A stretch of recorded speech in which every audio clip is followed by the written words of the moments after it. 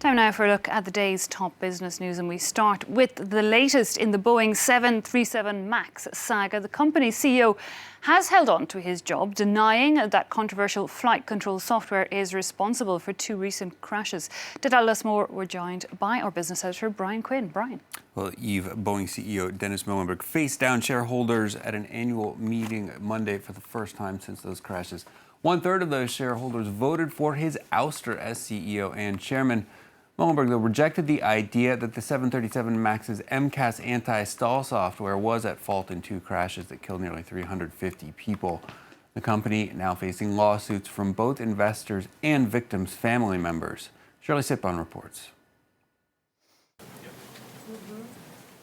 These mourning families lost their relatives on the second plane, the Ethiopian Airlines 737 MAX that crashed after the Indonesian Lion Air 737 MAX.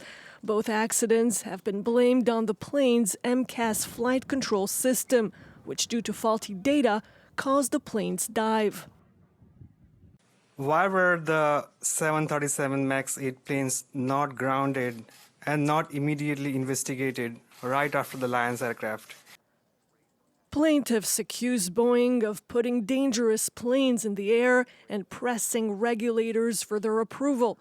Shortly earlier, also in Chicago, Boeing CEO faced shareholders and the press for the first time since the accidents. He denied Boeing was responsible. In both accidents, there was a chain of events that occurred.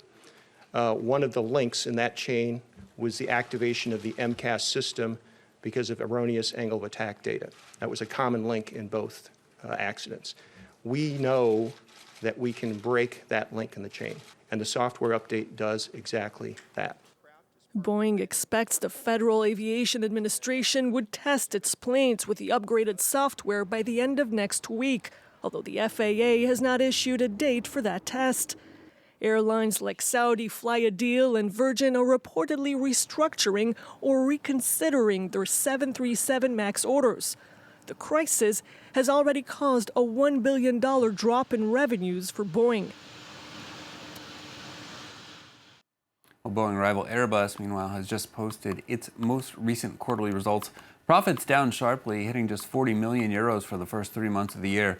Among the reasons, the suspension of defense export licenses to Saudi Arabia, which cost the firm 190 million euros, and the termination of the A380 Super Jumbo program, that costing 61 million euros. Airbus shares dropping nearly 1% in early trade here in Paris. European indexes overall opening slightly lower as weaker than expected manufacturing data out of China continues to cast doubt on the health of the global economy. London, Paris, and Frankfurt all down less than 0.2% at the opening bell. London since moving into the green. Asian index is mixed on Tuesday. The Nikkei in Tokyo closed for a 10-day holiday to mark the abdication of Emperor Akihito and the crowning of his successor.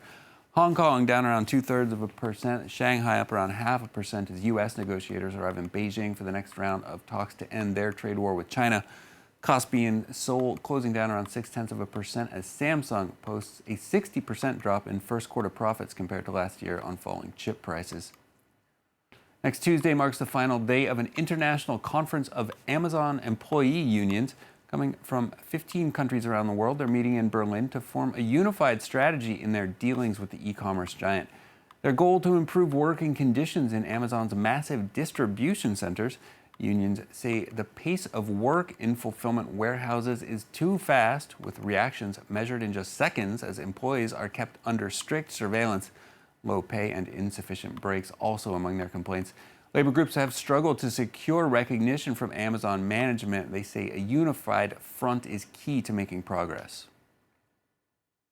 Unions have power when they're joined together. When we want to influence policy, when we want to bring workers through their collective action, through strikes. We've had 50 strikes in Europe, actually, in 2018. What we can see here is very important for everybody here in Europe, absolutely. But it's also very important for the workers in South America because this is like an unknown territory for us. Amazon is just getting into Latin America with like a lot of operations. And finally, for business, Donald Trump does not want his personal financial details in the hands of congressional investigators. Trump has now sued Deutsche Bank and Capital One to stop them from giving Congress records from years of his business activities. Trump's children and the Trump Organization joining the suit, which claims subpoenas issued by Democratic-led committees violate banking privacy law. Trump has fiercely resisted releasing his tax returns, as most presidents have done in the modern era. The president has a long and complicated history with Deutsche Bank in particular. The bank has participated in loans of at least $2.5 billion to him or his companies. A long and complicated and rather interesting history. In fact, Eve, if you go into the details there, a lot of renegotiations and I might have to get you to tell us more about that someday, Brian. For now, thanks indeed, Brian Quinn there with our business update.